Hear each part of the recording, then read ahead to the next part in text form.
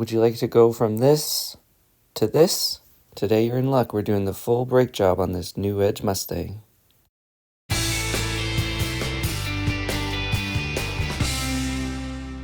here with Mike's Mustang Repairs. Today we're going to be talking through some of the work we did yesterday on this 2002 Ford Mustang GT. We did the front brake pads, brake rotors, brake calipers, and then the rear brake pads, rotors, calipers, and then we bled the system.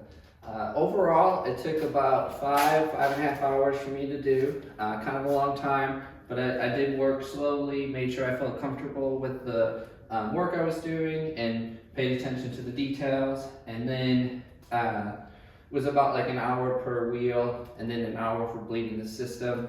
I think it turned out pretty well. Test drove it yesterday, stops really well, and they look pretty nice, so pretty pleased with the job.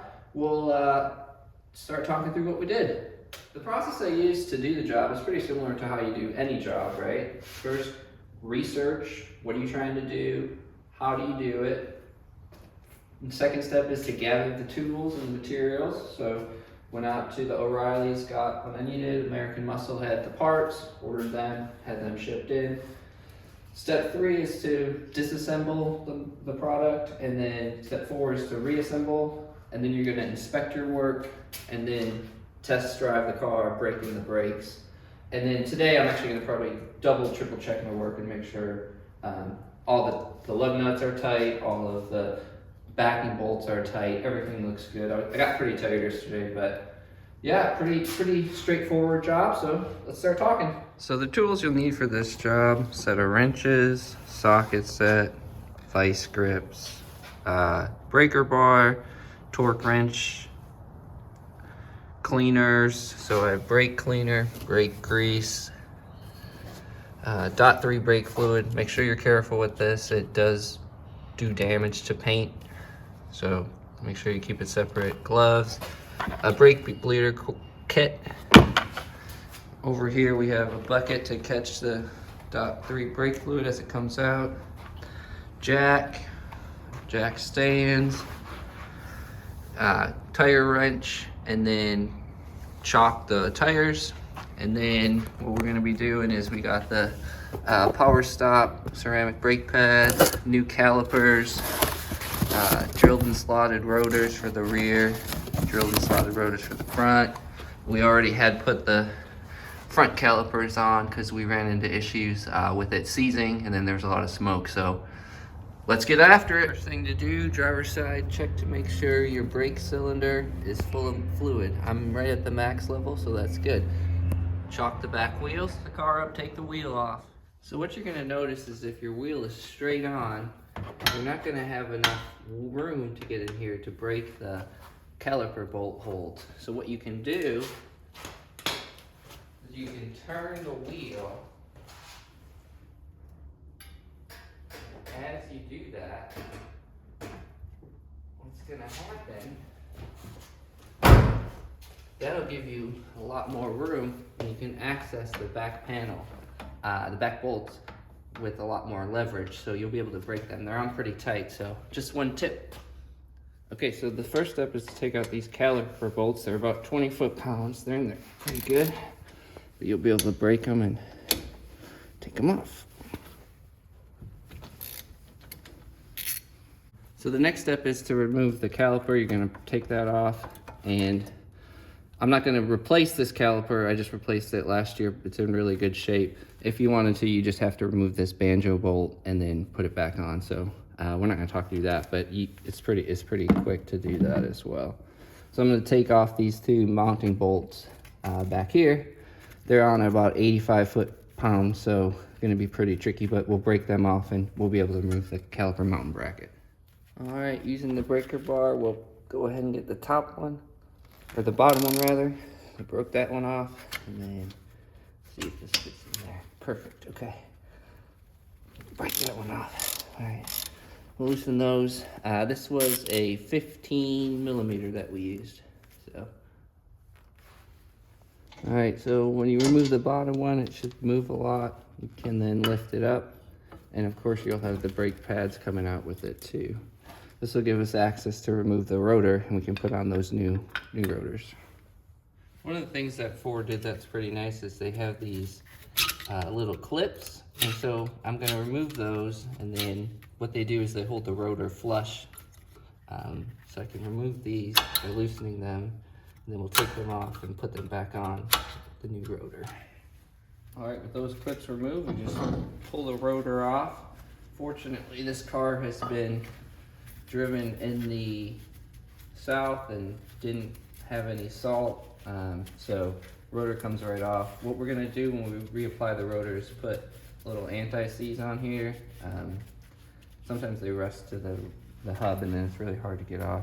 All right, put some anti-seize on the hub. What I'm gonna do is put this rotor on, and you gotta make sure as you're doing that, this is front driver's side, so because they're slotted, they're one direction, so just make sure they're on the right way. Next step, I'll put these clips back on, twisting them until they're right against the rotor, and then that'll keep the rotor on the rotor hub, or on the wheel hub. There we go, got those back on. You can see mounted pretty firmly. That's good. What we're gonna do next is put on this mounting bracket, and I'll have to put new clips on. I'm gonna clean it off a little bit first. All right, got it cleaned off a little bit.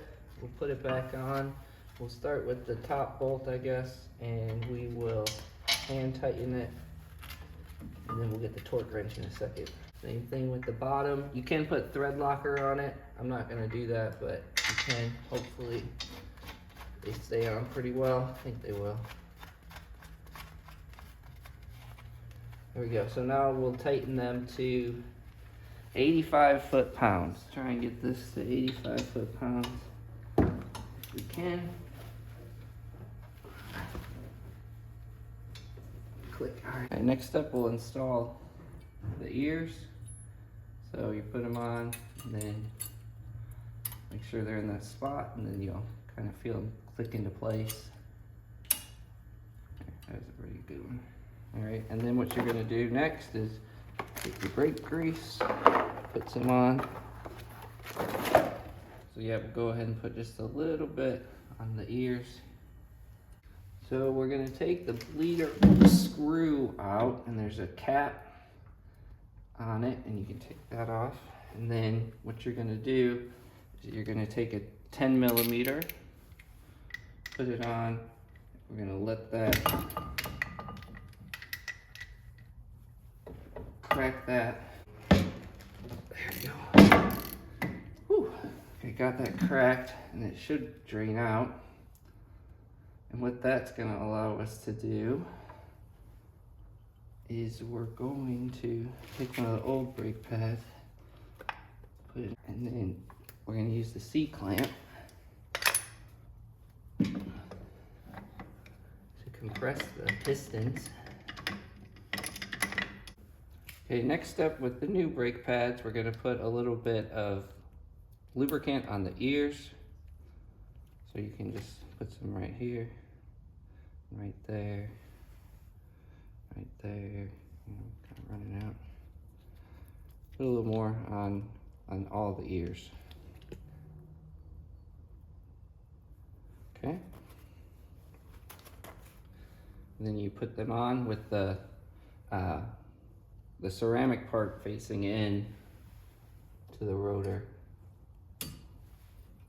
All right, there we go. I got them on. It was a little tricky. I had to push the back one in first, or start with the back one. So now they're in there. Let's put the caliper on next. All right, now that we got the pads on, we can get the caliper on. We'll set that into place, and then we'll put on these bolts in the back. Hand tighten first, and then they're gonna go to 25 foot-pounds. They're pretty light. And then these things spin a little bit, so what you do is you get a wrench, and you can use that to tighten it the rest of the way. The wrench is a 16 millimeter.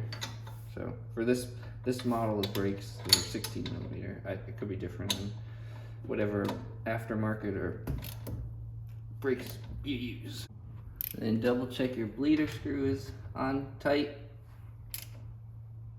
And then what we'll do is we'll put the cap back on. All right, and then we'll clean her up. And then I think we're in a pretty good spot. So let's do the other side, and we'll be off and rolling here shortly. Let's put the tire back on and get after it.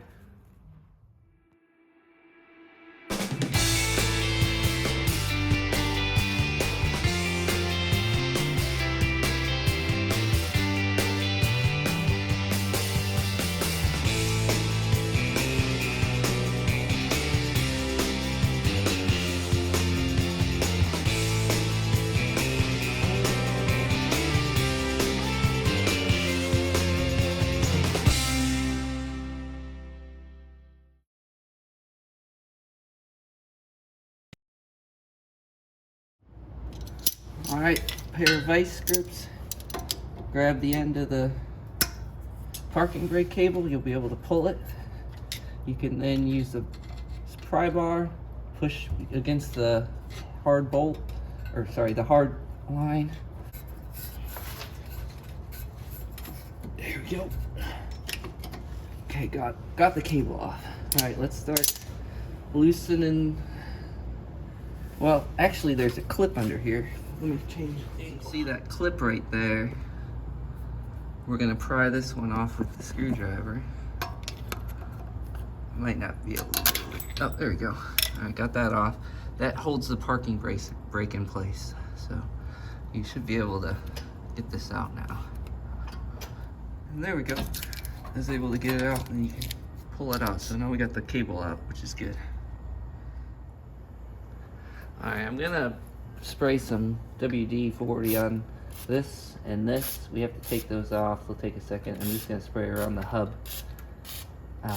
Kind of rusted there, so let's see if I can get the.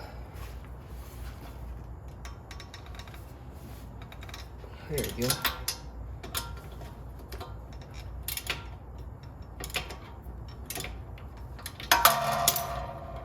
All right, I'm gonna use the wrench now. All right, what I'm gonna do here with a 10mm, I'm gonna break free the banjo bolt, and then I'm just gonna tighten it a little bit so it doesn't leak too much. But all right, I think I can take off these two mounting bolts, and what I'll be able to do now, let's see, hopefully it doesn't fall on me. I can pull the clamshell. Yeah, I think I could just pull the clamshell off. Hopefully. There we go, got it. Since I'm replacing everything, I don't feel bad just pulling it all off, and then I'll put it to the side here. Don't put too much strain on the flex hose. All right, next we're gonna take the rotor off. All right, so these are, you can kind of hit them with the screwdriver, and they should start to turn.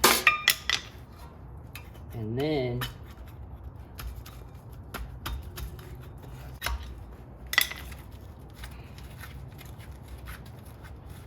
yeah, you can use your hands, just kind of walk them off. All right, so now you can pull these off, and if we're lucky, the rotor will come right off. Now, if it doesn't come right off, you can kind of hit it with a hammer around the edges and slowly pry it away, but that came right off, so it's pretty good. All right, using some brake cleaner and a brush, I'm going to kind of clean the hub surface off, make sure it looks pretty good.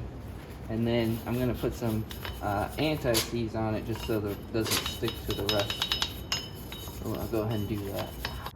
All right, you can see how I put anti-seize grease on the hub face. Hopefully this rotor won't stick to it in the future. I made sure to take care to not get it on the lug nuts. You want the rotor to come off at some point if you attempt to take it off, but you don't want the wheel to come off. Note says rear passenger side, so that's the side we're working on. Since they're slotted, we want to make sure they go the right way. All right, next step, we're gonna start kind of the reassembly process. Gonna put these thingamabobs on. I guess they're catch washers or something. If you don't have these, you can use lug nuts, and that'll keep the rotors stable if you're trying to reassemble the brake. Got those on, you can see it holds the rotor pretty well in place. So next step, we're gonna start reassembling the new caliper. And note, the caliper came in one piece, right hand side. There's a left hand side on the other side. I'm gonna take it apart. These two bolts I'll take off, and then that'll allow me to have the clamshell, put the brake pads in, and then I'll have the mounting bracket. All right, got the ears on. You wanna make sure that the top part goes out like that. And then there's also this pin in here that you need to make sure stands straight up. Then you're gonna grease the ends of it and you're gonna put it in here. So I think it's easier to take the clamshell off and put them in from the center, so we'll try that. All right, we got the brake pads in. That was a chore to get everything kind of lined up and in the spot, so we'll go ahead and put that over. And then we'll go ahead and start bolting it back together. All right, let's go ahead and tighten these.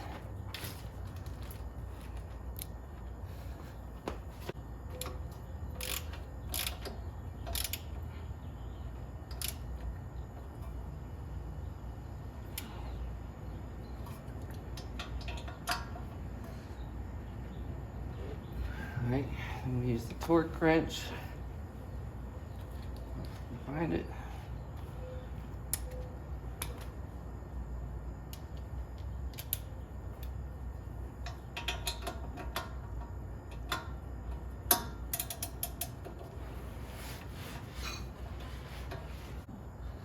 Alright, go ahead and put the clamshell on. You want to make sure that these things are... Oh, we forgot the bracket in here. Let's put the bracket in. Alright, got the clamshell on. We'll go ahead and start tightening the bolts. You just make sure you line them up and then hand tighten them. The bottom one, I think you need to kind of press and line up.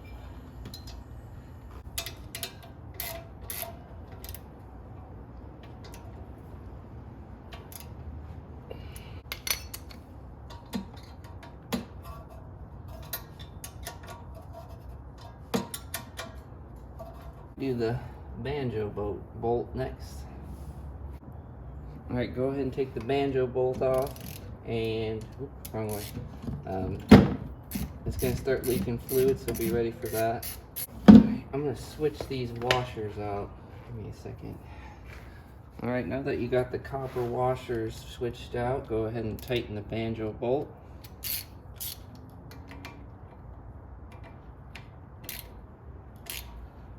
Right, now it should stop leaking. I'm gonna put the parking brake back. Don't forget the clip on the parking brake. And then using your pliers and screwdriver, you should be able to put this parking brake back into place.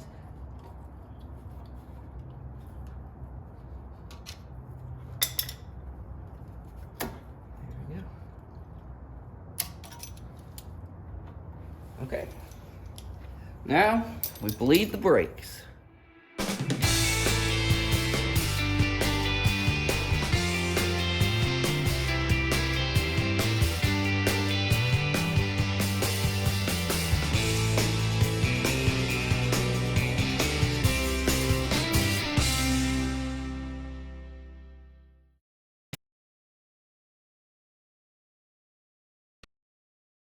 First thing to do is check the master cylinder, make sure that's full. Then go ahead and remove the cap off the bleeder screw, and then loosen the bleeder screw using an 11mm for this model. You'll be able to start bleeding the brakes. I'm going to put this nozzle on. I'm going to go in the car and I'm going to pump the brakes a few times.